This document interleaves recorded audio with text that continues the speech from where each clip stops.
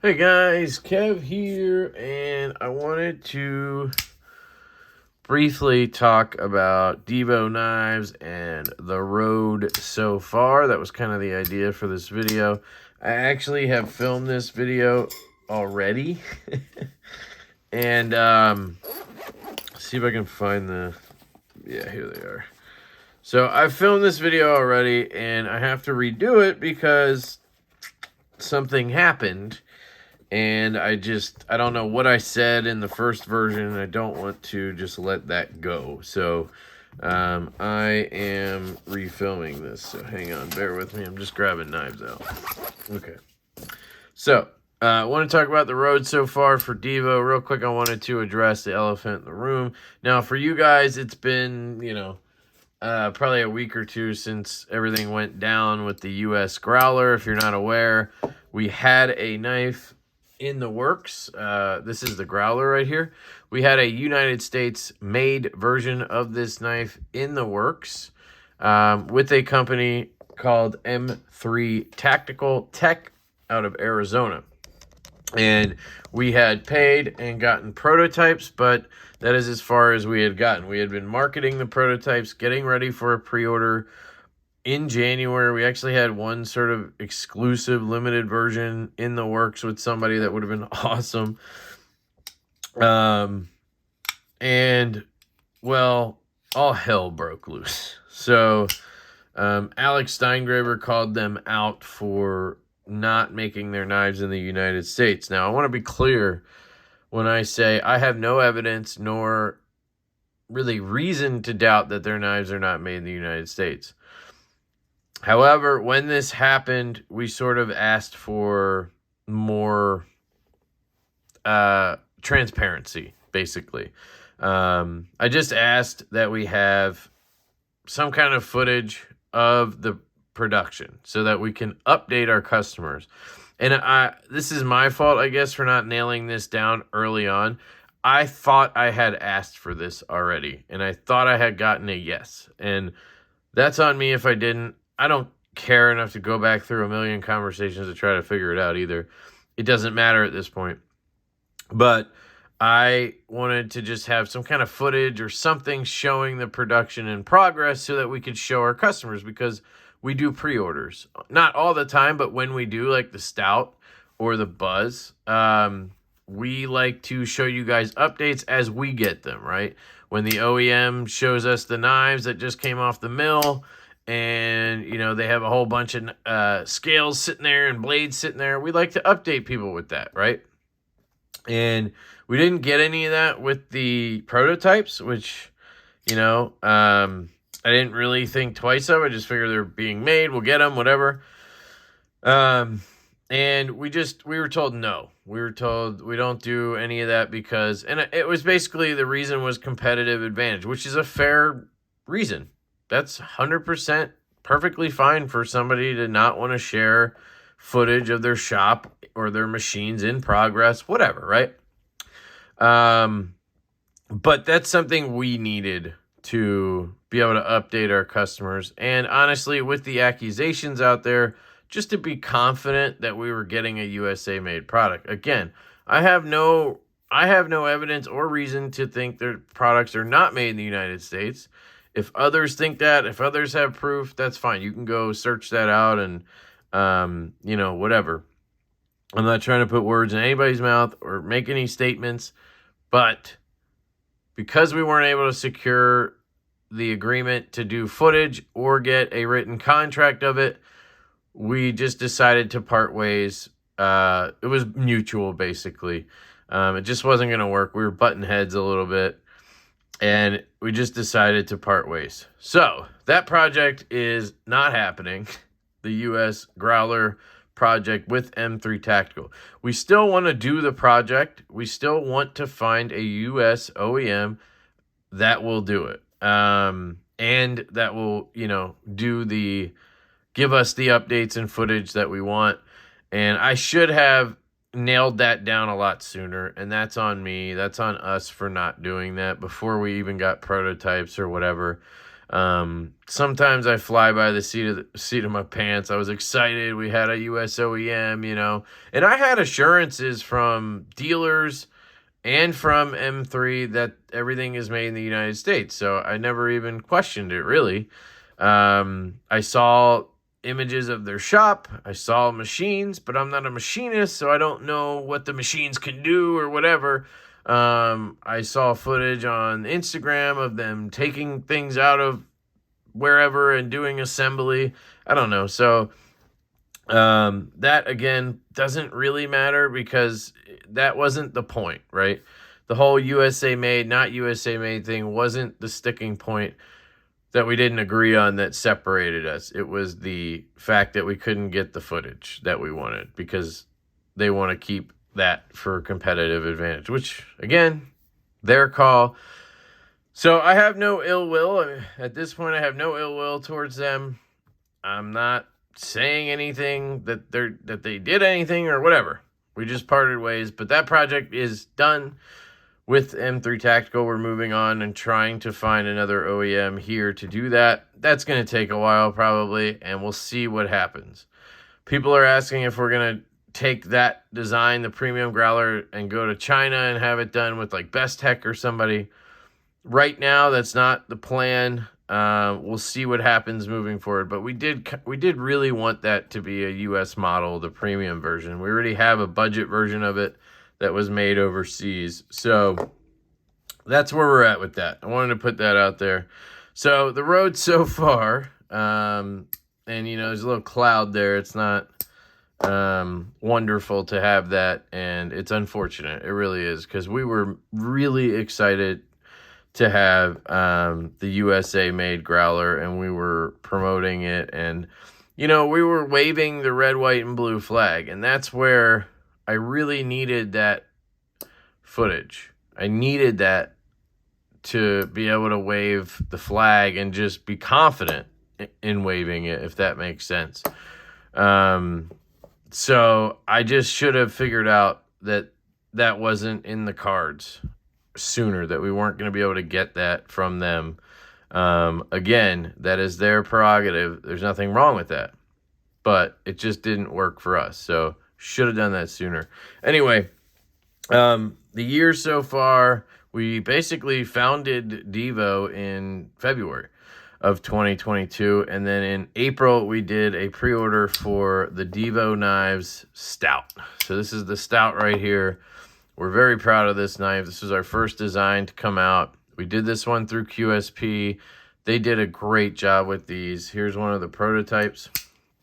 So there's a good amount of differences. Every time I pick one of these up, I forget that the lock bar access isn't cut in. So it's like awkward to get to the lock bar. But the hollow grind got a little bit deeper. We cut this so that the lock bar gap was a little bit smaller. They just, I don't know, used different end mills, or I don't know how they did it. I don't think they wire EDM'd it because it's still not thin. They just didn't chamfer, I think, that area. But anyway, that also moved how close that was to the pivot right there. You could see how close that was, and we were worried that could be a failure point. So now you had a little more space there. But what else? I don't know what else. We added the lock bar space. We made it so that lynch clips fit. There's other stuff in there as well that we did for production. But the prototypes were really good. That's why we were excited to do the project. And we did that in April. They came in September. In the meantime, we got working on the growler, and we got working on the mash, and we got working on the buzz, and we got working on the US version of the growler, which I just talked about, sadly. So we had all of these going while, you know, after the pre-order, we basically took any profit from the pre-order and put it into this stuff. We still haven't paid ourselves. Not that that matters really, but we have not paid ourselves anything. We do plan to in the future, once we, you know, can get things rolling more, but we wanted to just keep putting money in to kind of build the brand, and that was the plan. So The growler from Shielded Knives here went into production in the summer sometime. These just came in the last month or so, and overall, I think they did a good job, and I think it's been a pretty well-received knife. There were some QC issues that should have been caught before they shipped to customers. I'll 100% take the blame for that. It just was a logistics thing, the way things were set up. It just didn't work out where they were QC checked before they were sold. That will not happen again. So just want to make that clear. But they were pretty well received, and anybody who has an issue or had an issue, you just contact whitemountainKnives@gmail.com or contact us, info@divoknives.com. We will take care of you. We stand behind our product, and we do take care of our customers. So you have nothing to fear there. But the growler, man, I freaking love this knife. It's just a really good EDC knife, budget EDC. I mean, it's black micarta, 14C 28N. You can get stonewash, satin, or this black wash finish, and it's $85 at White Mountain Knives. With a discount, you're looking at $76 shipped out the door. You know, I think that's a pretty good price on a knife like this. Obviously, if it was made by Kaiser, then they could sell it for less, but you know, you have an OEM project and you have a dealer, it's just going to cost a little bit more. I don't think it's overpriced by any means. I think $85 and $76 shipped, essentially, if you use Lefty 10 or something, is a good price. We love good ergonomics. It's something we're very we really like to get ergonomics dialed in, and we both really like choils. We like 50-50 choils particularly, and so we like to have our knives have basically two grips, one back here, and then one choked up like this, and then have a good spot for your thumb to land.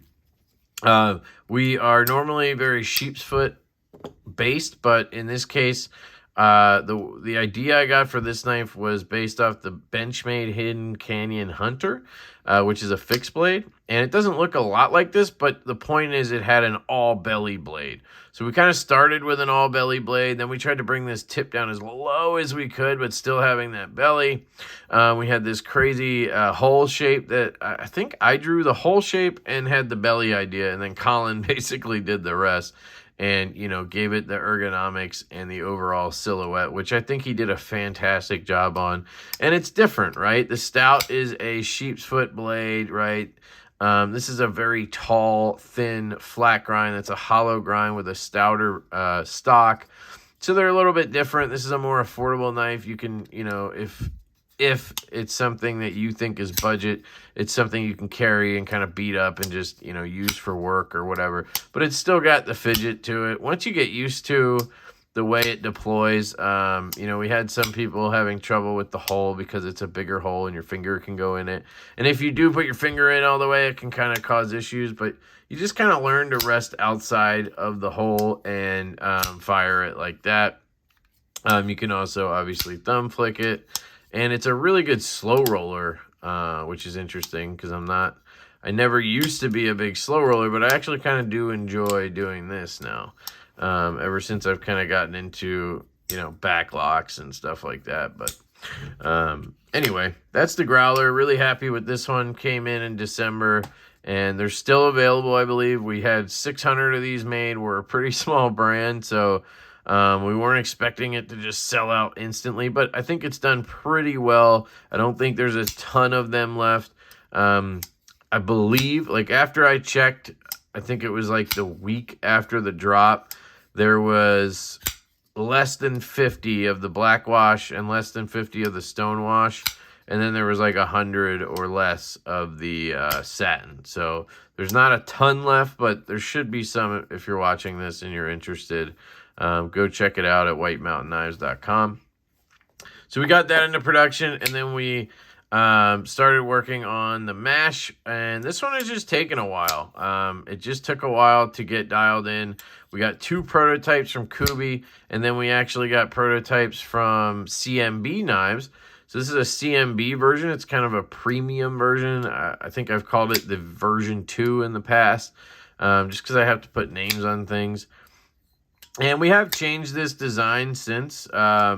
So the Kubi version, we got it dialed in really well, and then we teamed up with Blue Creek knives. So the Growler here, we teamed up with White Mountain knives.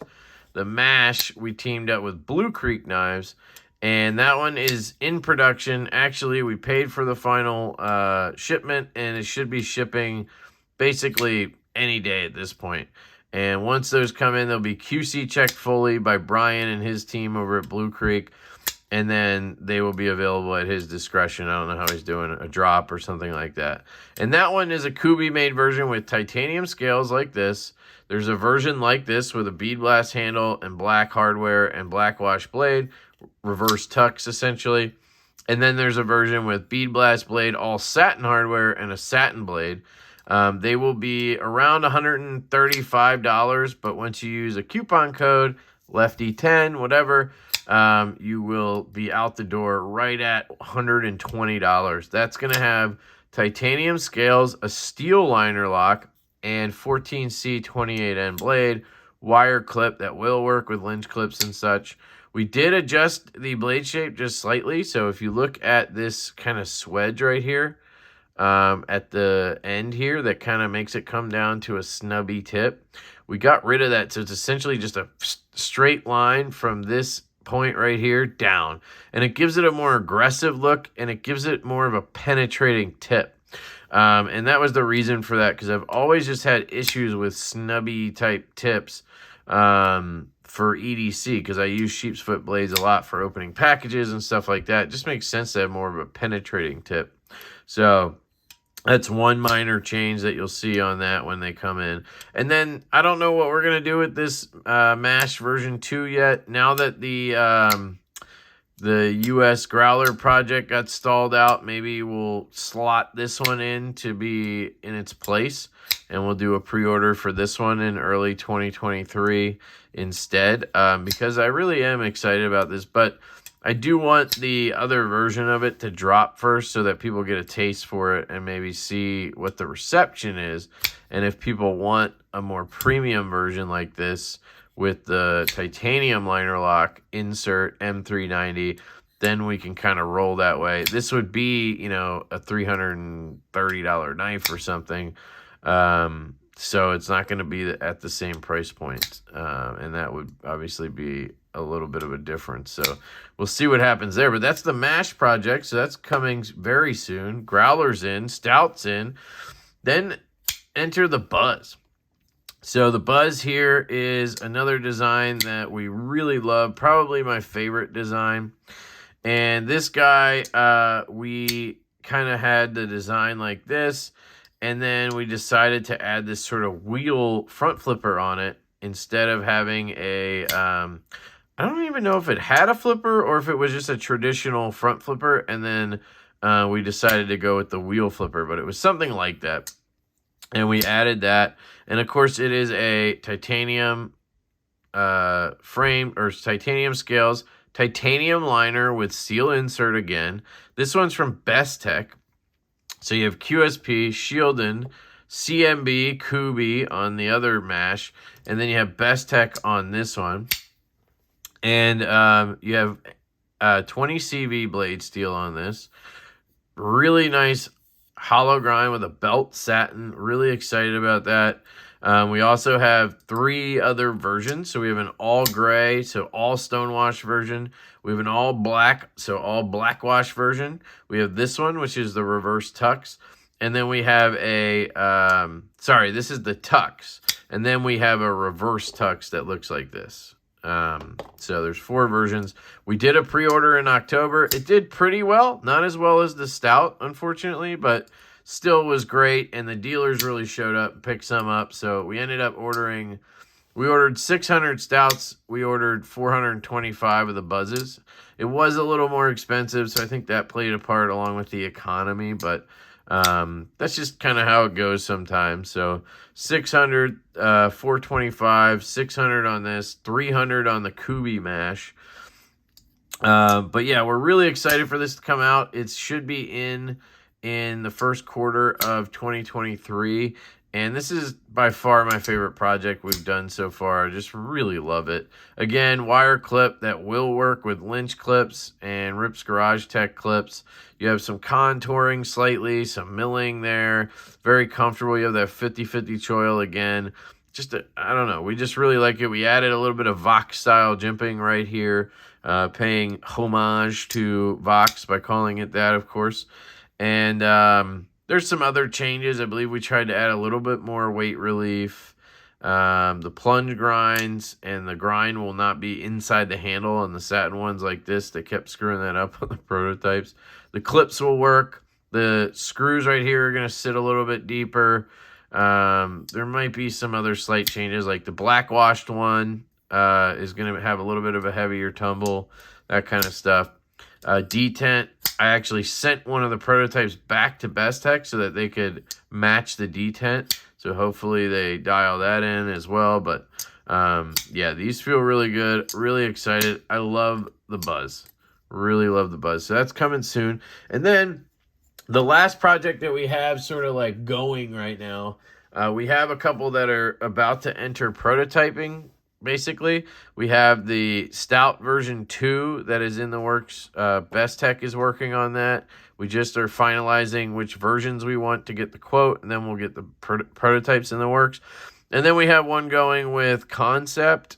That's the Lush, and that's sort of a top flipper bolster lock version of the Barley, which I didn't mention. The Barley is actually a slip joint design that we have in the works. It's an Urban EDC knife, but it's our design. So it's Urban EDC Barley, basically designed by Divo, however you want to put that.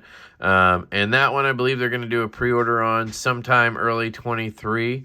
They're waiting for some of their other pre-orders to come in, but really excited about the slip joint. They came out fantastically. So definitely check out my videos on any of these if you're interested, and other people have videos on them as well. But yeah, the Barley, the Lush, and the we're getting the Stout version 2 going. And then we just put into production the Pony Stout.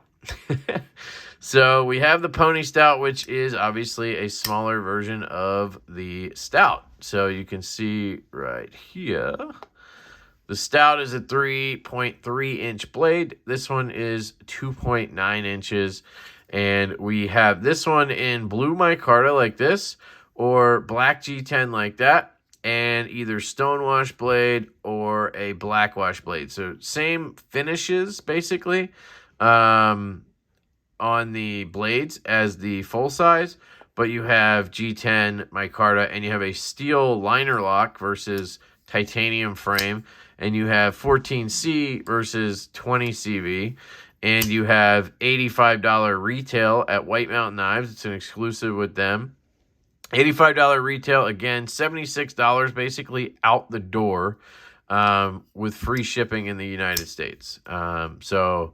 Again, just like the Growler, it's the same price point and everything. This one is being done by QSP, just like the Stout was. So we're working with them on it. Now, the differences are we took feedback from this and applied it here. And that was kind of the goal, right? We wanted to get as much feedback as we could from this first knife, apply it to the Pony as we could. So what we did is we made it slightly taller.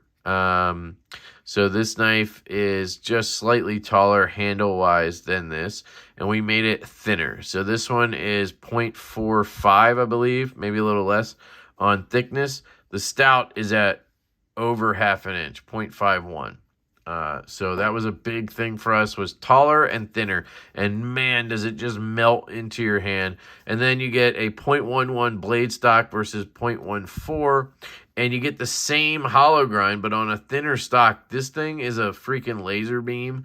I was measuring these around 12 thousandths on some of the prototypes. I would say the average was around 13 thousandths. So, I mean, we can just say under 15 thousandths, which is pretty sweet. You have the same sweet deployment hole that just really works for reverse flicking. This hole is just like made for reverse flicking. You can thumb flick it. You just have to get used to it. Takes a second, but you can thumb flick this knife. Drops to your nail, smooth shakedown. I mean, very smooth. You don't have any play in any direction. And again, you're talking about a liner lock here. Dead nuts on centering. Just really good. And then it works with the Lynch clips and Rips Garage Tech clips. Again, we got that dialed in from the beginning here. It has a slight contour to the scales, so that was important to us as well. I meant to mention that.